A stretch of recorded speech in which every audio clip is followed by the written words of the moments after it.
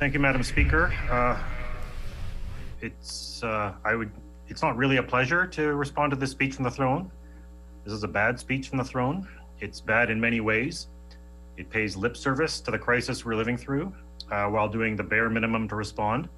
It neglects the real needs of small business, health, and early childhood education and communities across Manitoba.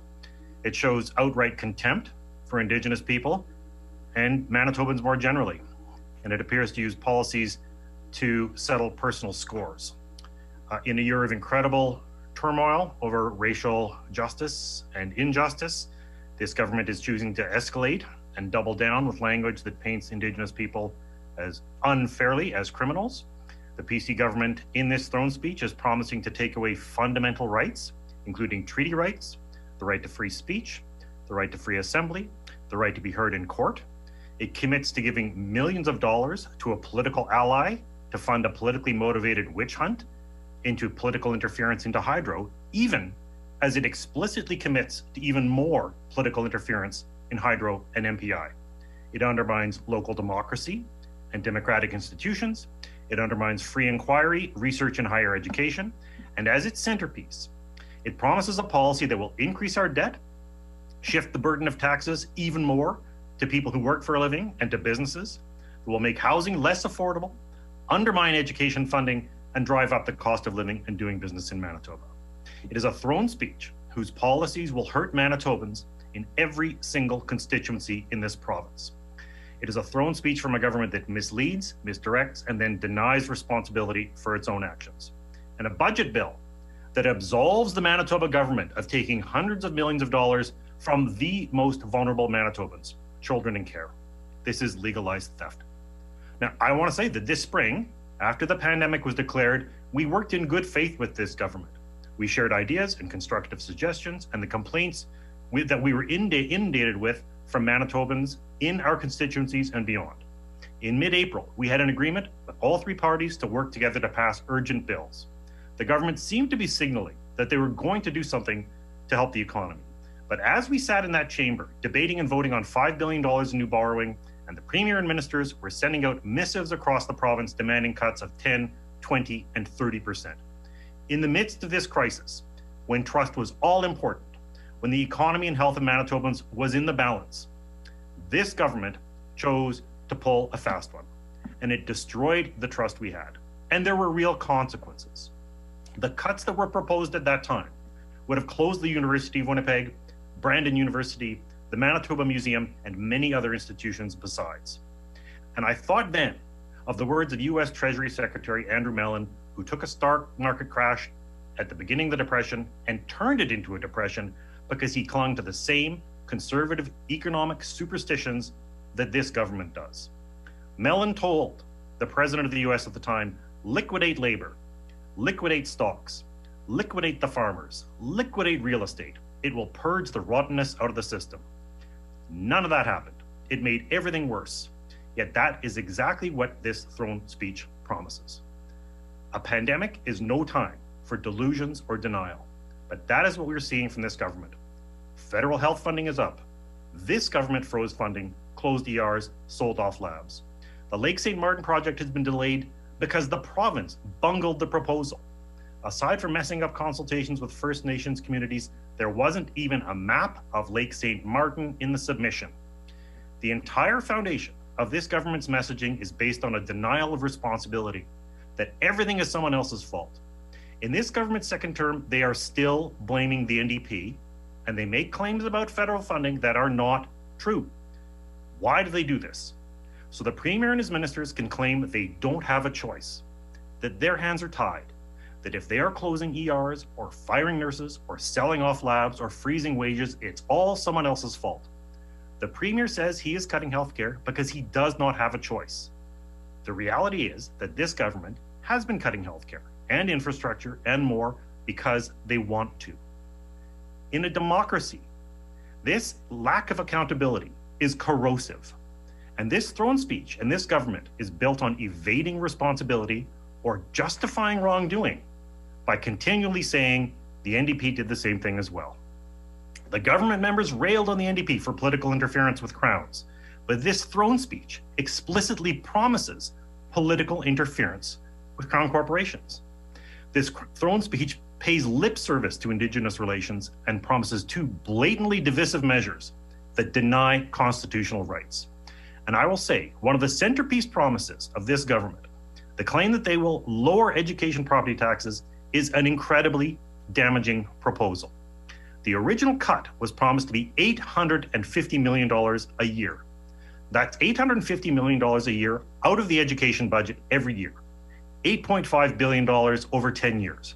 And there was a promise it wouldn't happen until the budget was balanced.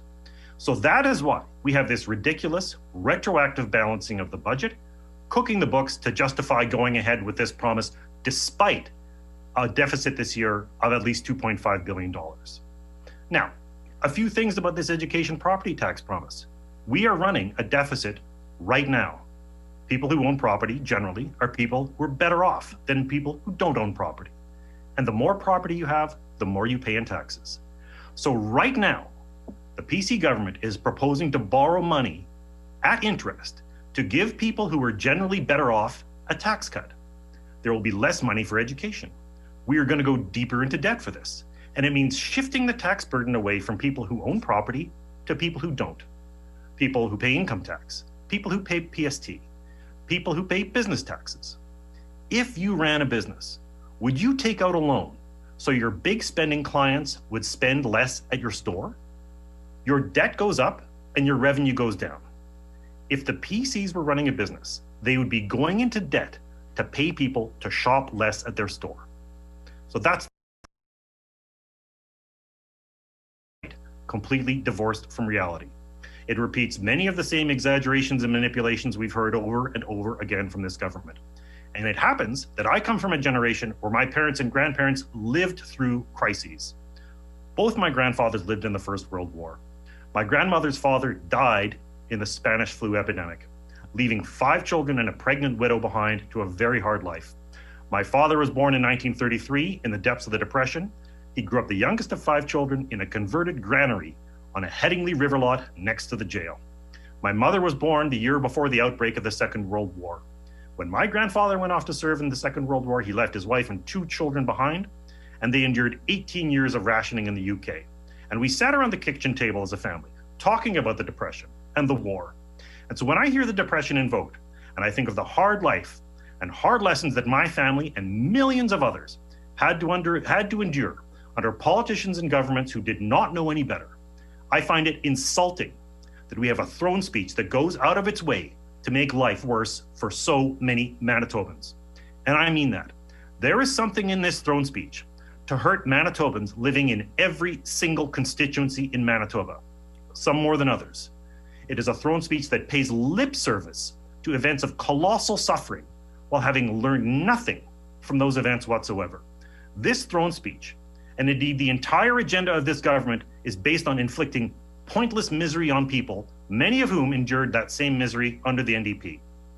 The misery of a depression and 2 world wars brought Canadians and countries around the world to a realization that we needed a new deal, because the ideas that had taken to that point had failed. Because for all that the Premier and his decisions may sometimes seem erratic or hard to understand, it is quite clear to me that there is method to the Premier's madness. There is a pattern to the far-right ideas this government continually presents in legislation. It's a conservative ideology that the Premier and his acolytes subscribe to, and it is based on ignoring and tearing down every progressive achievement of the New Deal, the very things that got us out of the Depression and built modern Canada. Dismantling regulations that keep people safe, crushing the bargaining power of the unions for the sake of cheap labor, but also to undermine political opponents, undermining universities and colleges so that only people of means can attend.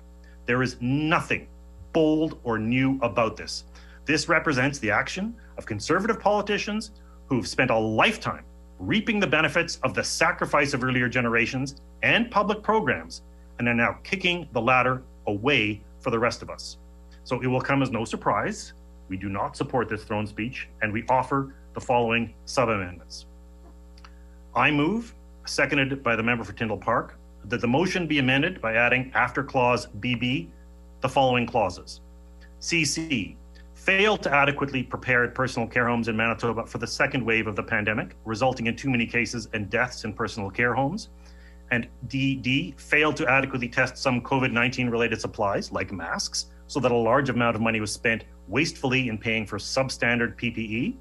And EE, failed to maintain adequate home care services during the pandemic, with the result that some seniors have not been sufficiently supported at home and have had to go into personal care homes where they are at greater risk of getting COVID-19 infections. And FF, failed on basic due diligence on the safety of health products, resulting in the purchase of a $1.2 million in hand sanitizer made from fuel ethanol that was a health hazard. And GG, failed to provide support for Manitoba businesses, many of whom still face bankruptcy because the provincial government will not compensate them for forced closures. And HH, failed to provide supports for workers who've been hardest hit by the pandemic or to provide compensation for self-isolation. And II, failed to respond to the crisis in early learning and education, choosing to follow a failed model of piecemeal private care instead of a strong public system where all educators are paid fair wages while being recognized under the Education Department.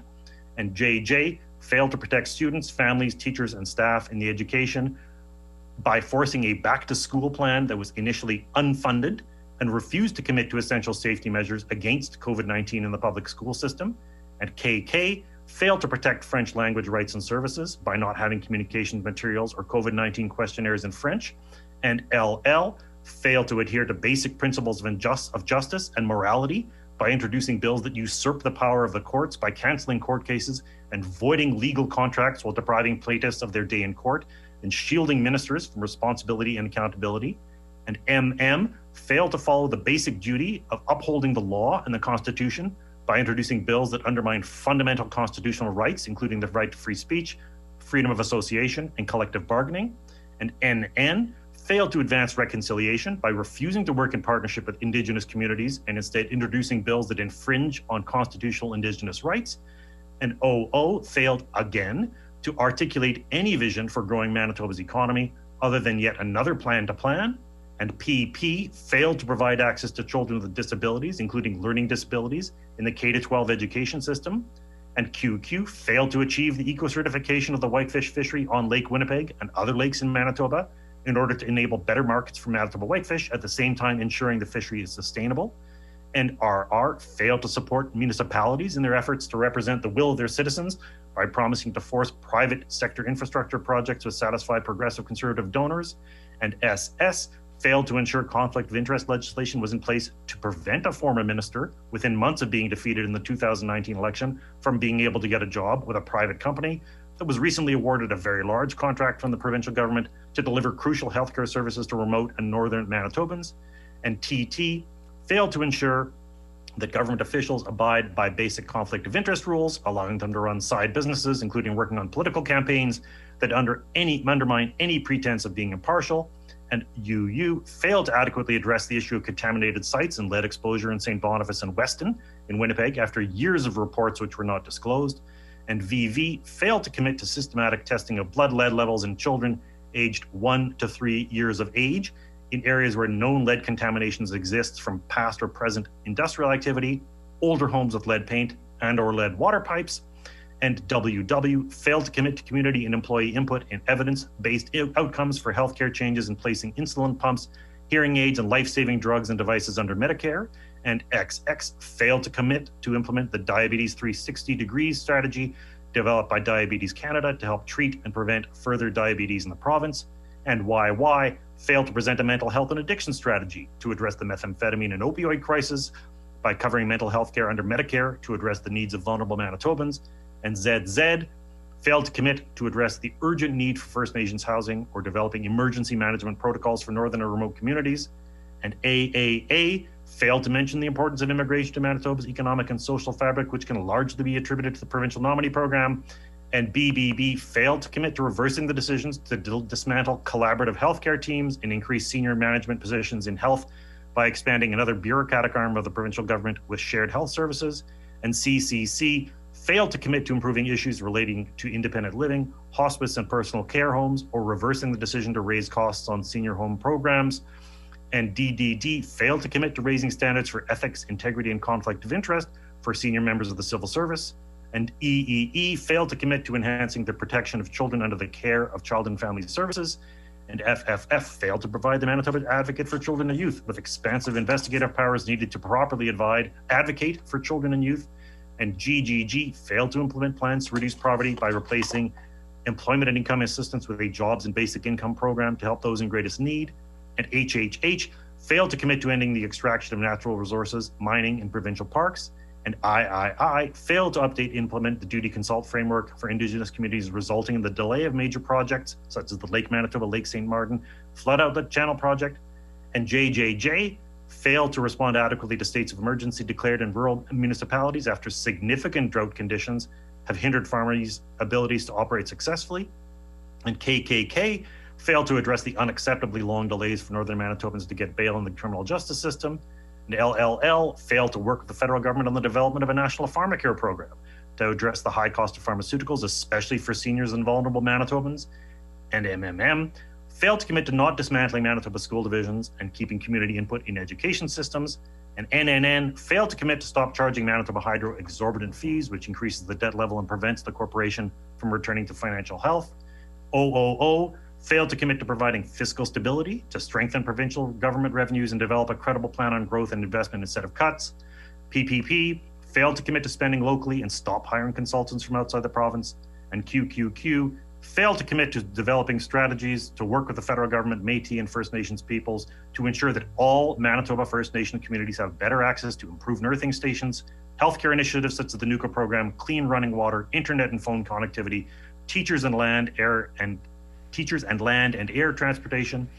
And RRR failed to commit to fulfilling the provincial government's election promises of raising the personal tax exemption to the national average, fast-tracking the construction of 1,200 personal care home beds, and to work positively and respectfully with Indigenous people and communities on many issues. The member's time has expired. Written version that was submitted. And I would ask, is there leave to consider the motion as written?